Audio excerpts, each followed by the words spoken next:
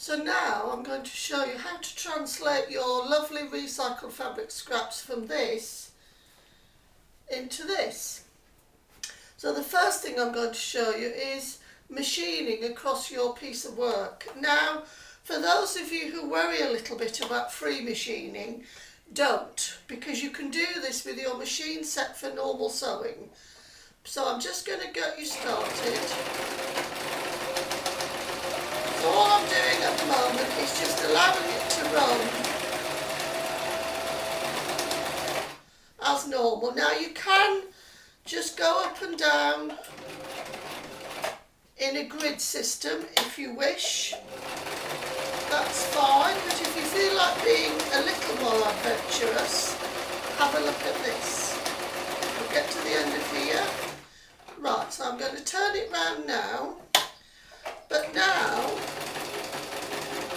I'm just very gently turning it so that it will go in circles, in spirals. Sometimes if I get to the end of the fabric, I do have to stop and do this. But if you keep it, because you don't have to push the fabric through the machine, that's what your feed dogs are for. You can just simply guide your fabric. So you can do a few circles, you can do some spirals. Now, I'll just do a little bit more. Now, what I'm using on the top is a variegated thread, which I enjoy for projects like this because it gives you a little more interest in your finished piece. However, a plain thread will work just as well. Try to stick to cotton threads. Don't get distracted by the silky or the metallics for this, because you'll give yourself extra problems. Right, now, watching somebody sewing a piece of fabric is not spectator sport, so in true Blue Peter fashion, here's one I prepared earlier. Now you'll see that I have trimmed the corners. That's so that when you fold your edges over to hem them, you don't have a big clump of fabric, which is quite difficult to work with.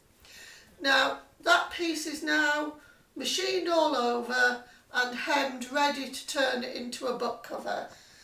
Now obviously one of the things you have to bear in mind before you start is making sure that the piece you're stitching is big enough to allow for your edges to be folded in, because they're the ones that are going to hold your butt cover, but also to have your hem. So even if it's a little bit too big at the top and bottom, that's better than not having enough room. So now I've slightly prepared this. This side I've folded the edge in and I've stitched across the top and the bottom. So I'm now going to do the same on the other side. So I've tried the notebook, seen that I need that much that side and that much that side. So now I'm going to fold that in and just put it onto the machine and just stitch it. Now, if it's a little bit bulky, which this bit looks to be, you will have to just take it slowly. And if you're not sure that it's going to be strong enough, you can always go back again. So that should be fine for that. Because I've done the reverse there, I can just trim my ends off without having to tie them. So the same at the other end. So all you're doing is just stitching your sides down.